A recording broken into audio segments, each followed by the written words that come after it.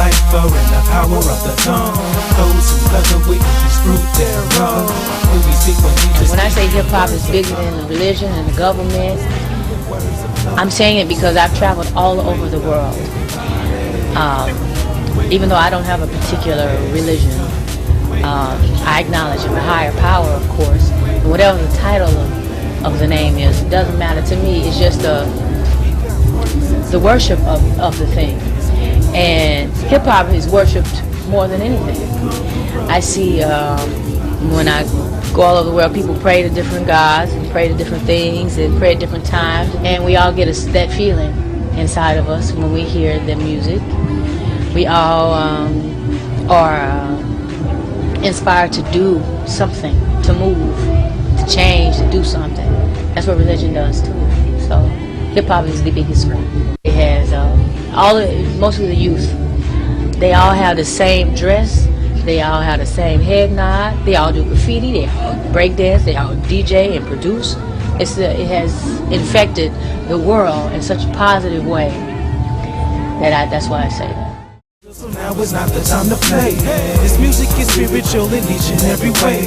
It's time to hear the truth about what's open in your speaker. And as you're singing along, it has into your sneaker. You hear a different sound, a different beat with Well, as visionary in the Universal Zulu Nation, we always thought we wanted to do something better of hip-hop to take it over the world into many different communities.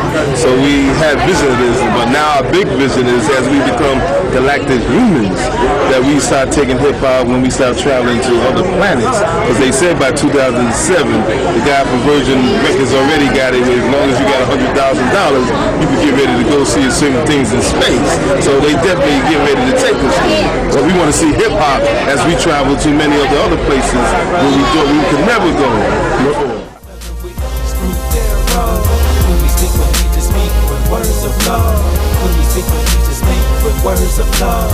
Wake up, everybody. Wake up, everybody. Wake up, everybody. Wake up. Flow for the Lord, flow for him every day. Well, the hip-hop generation, there's a lot of them that got to wake up from the spell of Kinku, the spell of sleep, the spell of Leviathan, 666. Because we got to get people back to that fifth element of hip-hop, get them back to the knowledge. There's too many are caught up on just the partying, and not dealing with all the elements of hip-hop. They just deal with the rap side of hip-hop. So we got to let them know it's a culture. And come back to that fifth element, the knowledge. So without the knowledge, this is what controls and holds everything together. Vocals in the background make it sound much. This is not just a track we're singing and rapping, but it's for the people moving in. We are spiritual beings and what we do is spiritual. So when you hear the next verse, hopefully it's only lyrical. Living life around the power of the tongue. Those who love the wicked is fruit thereof. When we speak, we need to speak with words of love. When we speak, we need to speak with words of love. Wake up, everybody. Wake up, everybody. Wake up, everybody. Wake up. Flow for the Lord, flow for him every day. Flow for the streets and the keeps around the way. Flow for the church, flow for the unbeliever. And listen close, catch my flow like a wide receiver. We speaking and thinking and doing things we shouldn't do.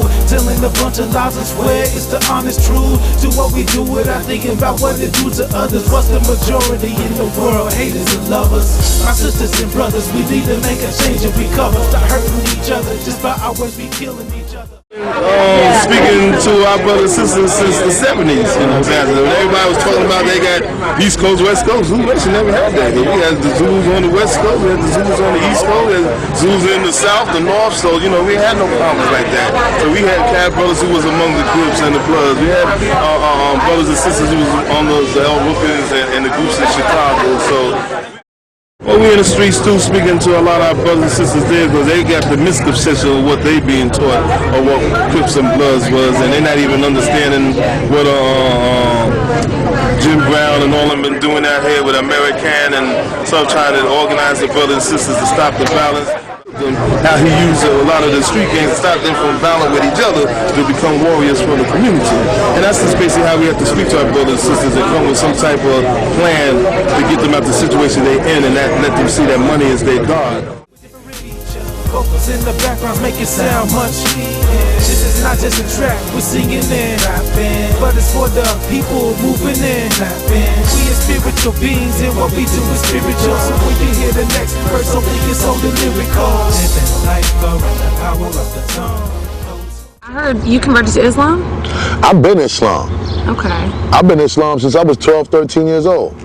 Because I was introduced to the 5% Nation of Islam when I was 12 or 13 years old. You know what I'm saying? And it's been that ever since. So for the people that don't know, what is the 5%? The 5% Nation of Islam is it's a division of the Nation of Islam that was created by the father Clarence 13X, who used to be a Muslim. He used to be a part of the Nation of Islam.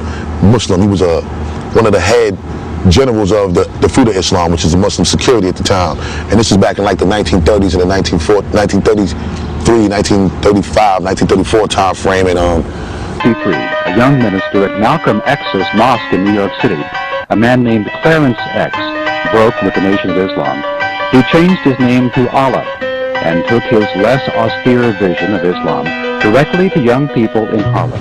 The father, Clarence 13X, you know, he was a brother that felt like it was important that the urban community was being communicated to as far as, you know, the science behind everything in life in the way that was prioritized just as much as it was for Muslims that, you know, were born into being Muslim or that had converted into the Nation of Islam. Now, the father, Clarence 13X, he felt like, you know, a lot of these kids in the urban community, they ain't had a discipline or the mindset or the conditioning to want to convert. You know what I'm saying? So that still didn't mean that they didn't deserve the science. That still didn't mean that they didn't deserve the truth. That still didn't mean that they didn't deserve the information that could help empower them. So what he did was he went in the hood and he would see these kids on the corner, gambling, rolling dice, selling drugs or whatever they was doing. And he went to them and partook. He felt it was necessary to sacrifice himself in a way where even if he had to partake in the activities that was improper, to clean them up. If they smoked, he smoked with them. If they rolled dice, he rolled dice with them, to make them feel comfortable enough to embrace him in their circle and be willing to listen to the information. You know what I'm saying? And that's what he did. And you know, he created the 5% Nation of Islam, which is broken down, and the 5% is the rich, poor, is the poor righteous teachers of the planet, and 85% is the mystery God believers and the slaves to the mental, deaf, and power, and the ones easily led in the wrong direction and hard to be led in the right, and the 10% is the rich bloodsuckers of the poor. So those are like the ones that pretty much run things in government. You know what I'm saying? I think that's where too a lot of people are saying that 5%ers think that all white people are the devil. Nah. That's not what it is. Nah. What it is the natures. You know what I'm saying? Like, there's natures. There's a devil nature and there's a godly nature. Black people could be devil as well, which makes them the worst kind of devil, because anything other than its original state is the worst kind of its being. You know what I'm saying? If it's within your nature to be devil and you acting out accordingly, then that's okay, because that's what you're supposed to be. But if it's within your nature to be godly and you acting devil, you're the worst kind of devil, because now you can be held accountable because you understand what your nature is. And anything that, you know, one is aware of and you do and choose to do other than what you know you should be doing, you know, you should definitely be held accountable. Thinking about what it do to others. What's the majority in the world? Haters and lovers. My sisters and brothers, we need to make a change and recover.